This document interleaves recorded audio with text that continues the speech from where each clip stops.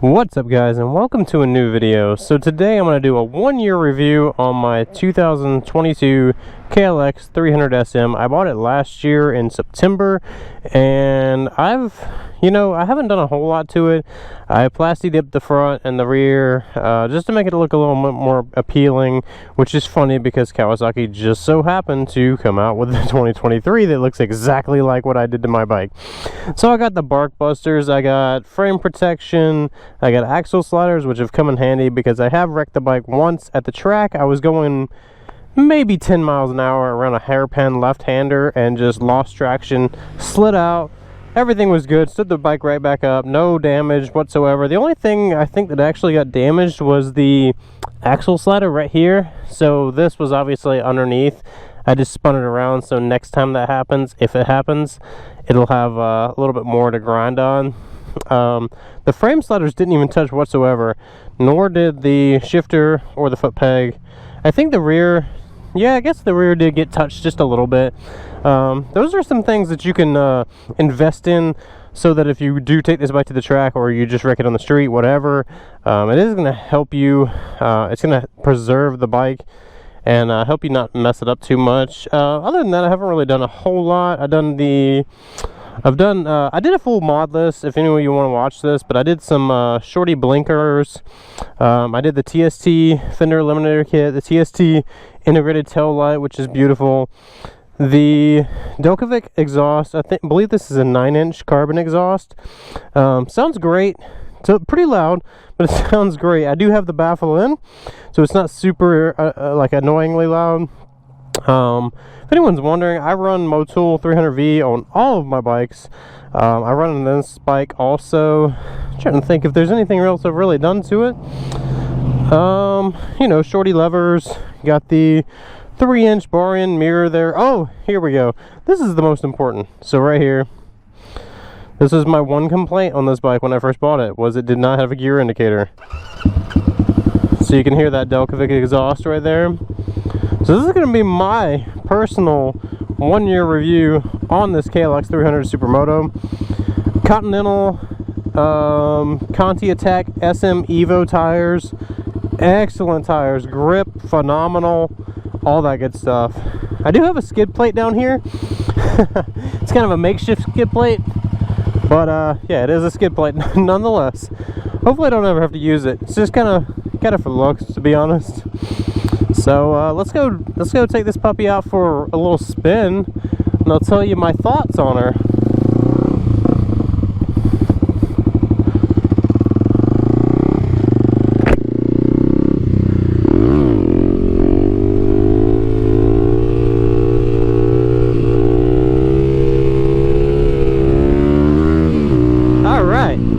Get that wheelie out of the way, because I know everyone wants to see if she wheelies. She wheelies phenomenal, to be honest. I'm not that great at it because honestly I don't ride the bike a whole lot. I commute on it, I run it around like just to putt around on, and it's a super fun bike, but it's just not like, it's so hot in Florida right now, I just haven't really been riding a whole lot. The weather did clear up a little bit. It's a little bit cooler today. I'm on a road that has like quite a bit of shade, so we're gonna take it out for a little spin, have a little fun, put a few miles on her. She's been neglected the past few months just because it's been blazing hot. We've been spending a lot of time in the water. So yeah, I bought this bike back in September. I actually had a Z125 a 2019, I believe. My wife has the exact same bike, but I told her I wanted to basically I wanted to trade in my Z125, and I wanted to buy something similar to the Z125, but just a little bit bigger, a little bit more power, because my commute at the time was like 30 miles each way. Now it's nowhere near as long, but at the time I was commuting like 60 miles a day, and gas was like getting ridiculously really expensive. I mean, it's still expensive, but it was getting really bad at the time. So I'm not going to ride my Z125 60 miles each way, but this bike, no problem, you know? 60 miles is just a breeze on this bike. But the bike does great. It tops out around mid 90s. I think I've hit like 93 or 94 or somewhere around there. Realistically, probably more like 90. And those were in like really good condition, you know, flat road. This was not going downhill, so don't think that that's like a false 90-ish. This bike corners so good. And honestly, that's like one of the things that like has kept me on this bike and not wanting to sell it. For one, it's really light, it's really flickable, it's really fun. It's kind of like having like a Z125 or a Grom, but in bigger form and able to do like highway speeds and things like that. I wouldn't say the highway speeds are exactly comfortable on this bike, but it can be done. Absolutely, it can be done. I've done, you know, 30, 40, 50 miles on the highway, no problem. Not a big deal whatsoever. It's just not as comfortable. And you'll notice that on any small bike, on a Ninja 300, Ninja 400, highway speeds are just not really comfortable on a bike like this. Especially like a single cylinder like this. You're talking about a single cylinder 300cc thumper. Highway speeds doable, not exactly enjoyable. Doable, not enjoyable. Alright, so my biggest two complaints, I have two big complaints on this bike when I first bought it. One would be the gear indicator, which was probably my biggest complaint whatsoever. Luckily, Heeltech makes a gear indicator that fits this bike, and it's just like a plug and play. Very simple. It takes like an hour to install at most, and works excellent. Once it's programmed, works excellent. I've had it on here for, you know, probably 10-11 months. One of the first things I did to this bike, because I like having a gear indicator, especially when I'm riding the track. It's just nice to know when you're going into a turn, if you're in second, third, fourth gear, whatever. This bike is a 6-speed, obviously, but it's just nice to know what gear you're in. So my biggest complaint for that was that they have a Z125 that costs about $2,300. You know, it's one of the cheaper street legal bikes that they make. It's I'm sorry, is it 23? No, it's $3,200. Alright, so the Z125 is $3,200 MSRP, right? That bike is only a 4-speed and comes with a gear indicator. Please, Kawasaki, explain to me, what was your reasoning in cheaping out on the gear indicator? I don't get it. Biggest complaint, by far. Second biggest complaint on this bike is that it does not have an actual fuel gauge, which I don't know, maybe I'm just being a prima donna, but I feel like a bike that's supposed to be ridden on the street, because it is a supermoto. It's a dual sport, basically. Supermoto is definitely geared more towards street riding or track riding. I don't understand why there's not a gear indicator. And there's, fuel gauge. Gear indicator also, but fuel gauge, you know, it's just like common sense. Like, why not have a fuel gauge? And here's another thing that's funny. The Z125, $3,200 MSRP. These bikes are like $6,000 MSRP. I think I got mine for like $6,400 out the door. And then I traded my Z125 on it. So I got it for like, I want to say $4 grand out the door. Just spitting that out there, all right? $4 grand out the door with a Z125 trade-in.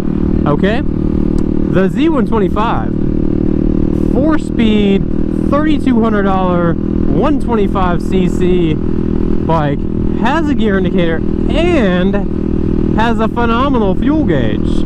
It's like a 6-bar fuel gauge. I'm so jealous, honestly. Like, why did you not? Kawasaki, why? Alright, so enough complaining. We're going to talk about some of the great things about this bike. Number one, it's super good on gas. I think it gets like 65 miles per gallon. The tank is only a 2-gallon tank, which isn't a big deal, because I can get, you know, safely 110, 115 miles. I've pushed it to like 125 before, and I was like, okay, it's probably time to stop pushing my luck.